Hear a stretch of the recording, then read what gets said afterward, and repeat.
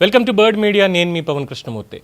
తమిళనాడులో ఎన్నికలు జరిగే హీరో విజయ్ పార్టీ పెట్టి తొలిసారి సంచలన ఫలితాలు సాధించారు. సింగిల్ లార్జెస్ట్ పార్టీగా సీఎం కుర్చీకి అతి దగ్గరగా వెళ్లారు.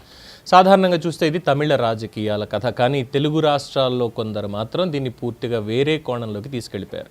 అక్కడి రాజకీయ సమీకరణాలని ఇక్కడ రాజకీయాలతో బలవంతంగా లింక్ చేస్తూ విజయ్ని పవన్ కళ్యాణ్తో పోల్చేటువంటి ప్రయత్నం చేశారు. ముఖ్యంగా వైసీపీ అనుకూల సోషల్ మీడియా బ్యాచ్ అయితే ఈ విషయాన్ని పవన్ని టార్గెట్ చేయడానికి బాగా వాడుకుంది. విజయ్ సింగిల్గా పోటీ చేశాడు, పవన్ మాత్రం పొత్తుల మీద ఆధారపడ్డాడంటూ 4 రోజుల పాటు సోషల్ మీడియాలో పిచ్చ ట్రోలింగ్ చేశారు. అసలు తమిళనాడు రాజకీయాలకి ఆంధ్రప్రదేశ్ రాజకీయాలకి తేడా ఉంది అన్నటువంటి కనీస ఆలోచన కూడా చేయలేదు. జస్ట్ పవన్ కళ్యాణ్ టార్గెట్ చేయాలంతే. ఇలాగే వ్యవహరించారు ఇష్టం వచ్చినట్టు.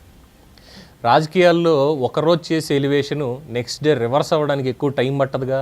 ఇప్పుడు అదే జరిగింది. విజయ్కి ప్రభుత్వాన్ని ఏర్పాటు చేసేదానికి పూర్తి మెజారిటీ వచ్చిందా? లేదు. పొత్తుల కోసం ప్రయత్నాలు.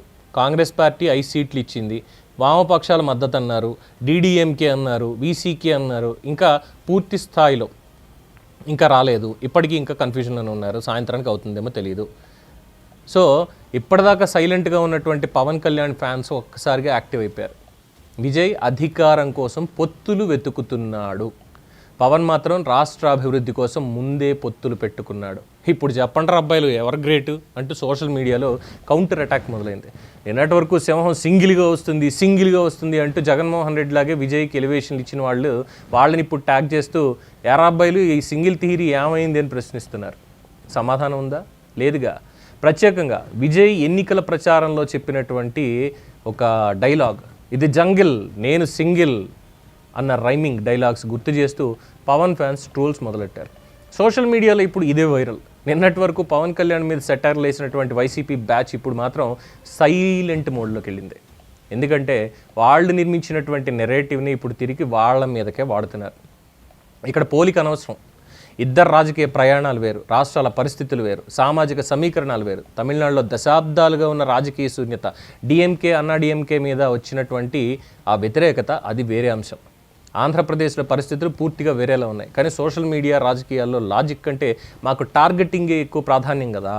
వైసీపీ అనుకూల బ్యాచ్ పవన్ ట్రోల్ చేయడానికి విజయ్ రూపంలో దొరికినటువంటి ఒక అవకాశం. కానీ పవన్ ఫ్యాన్స్ కూడా తక్కువే ఉంది తిన్నారా? టైం వచ్చినప్పుడు అదే స్థాయిలో రివర్స్ ఇవ్వడానికి ఎంత ఉందో దాన్ని మించి ఇచ్చేశారు. ఇప్పుడు అదే జరుగుతుంది. సో ఇందులో ఇంకొక ఎపిసోడ్ కూడా ఉంది. సోషల్ మీడియాలో 4 పోస్టులు పెట్టేసి ఎవరైనా సరే సింగిల్ హీరో రియల్ లీడర్ని ఎలివేట్ చేయడం చాలా ఈజీ. కానీ అసలు రాజకీయాలు మాత్రం చివరికి నంబర్ కౌంట్ మీదే నడుస్తాయి. మెజారిటీ కోసం ఎక్కడైనా పొత్తులు అనేది అవసరం. అవసరం. తేడా ఏంటంటే ఎవరు ఆ పొత్తులను ఎలా జస్టిఫై చేస్తారో అన్నది మాత్రమే. ఇప్పుడు అదే పాయింట్ పట్టుకుని పవన్ ఫ్యాన్స్ రివర్స్ ఫైర్ చేస్తున్నారు.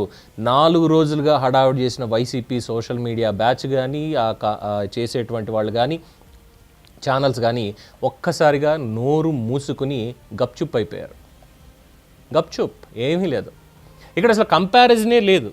ఇంకా మాట్లాడితే విజయ్ కంటే పవన్ కళ్యాణే గొప్ప 100%. ఎందుకు ఈ మాట అనాల్సి వస్తుందంటే విజయ్కి 100% స్ట్రైక్ రేట్ వచ్చిందా? 108 సీట్లు వచ్చాయి. 2 చోట్ల పోటీ చేశాడు, గెలిచాడు. పోటీ ఎన్ని స్థానాలకి చేశాడు? 234 స్థానాలకి చేశాడు. దాంట్లో ఎన్ని గెలిచాడు? 107 అంతే.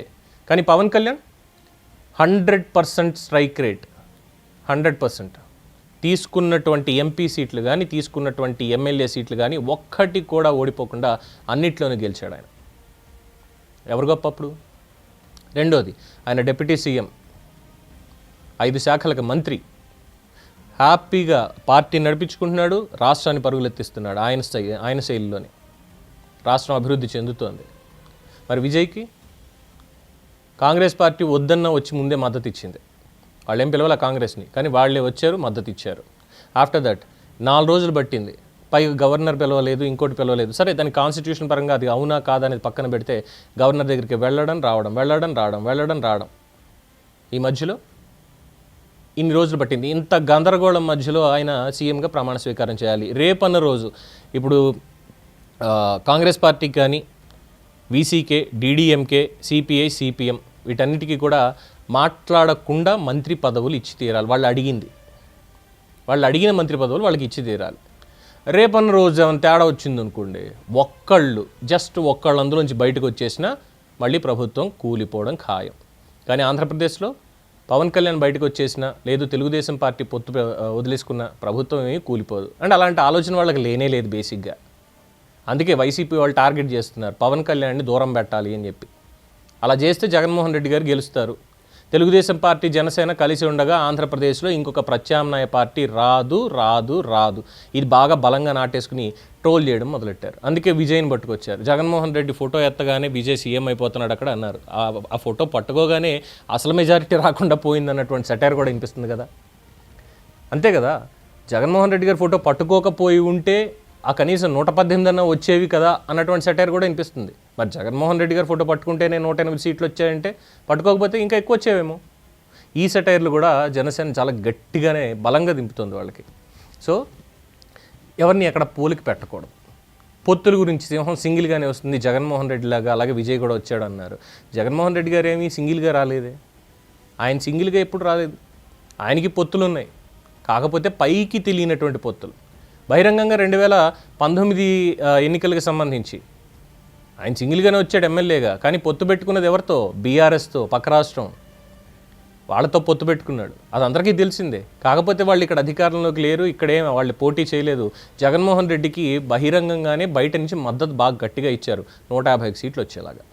చంద్రబాబుకి రివర్స్ గిఫ్ట్ ఇస్తున్నాము, రిటర్న్ గిఫ్ట్ అని చెప్పేది మాట్లాడారు, బాగా వచ్చిందిగా ఇప్పుడు. సో ఎప్పుడు ఆ పోలికలు ఉండకూడదు. ఎవరి రాజకీయం వాళ్ళదే. తమిళనాడు రాజకీయం, కర్ణాటక రాజకీయం ఎక్కడిది అక్కడే తప్ప కంపారిజన్ చేసుకుని చెప్పేటువంటి అవకాశం లేనే లేదు. సో అందువల్ల ఇంకెప్పుడు అలా పవన్ కళ్యాణ్ని టార్గెట్ చేసే ప్రయత్నాలు చేయొద్దు.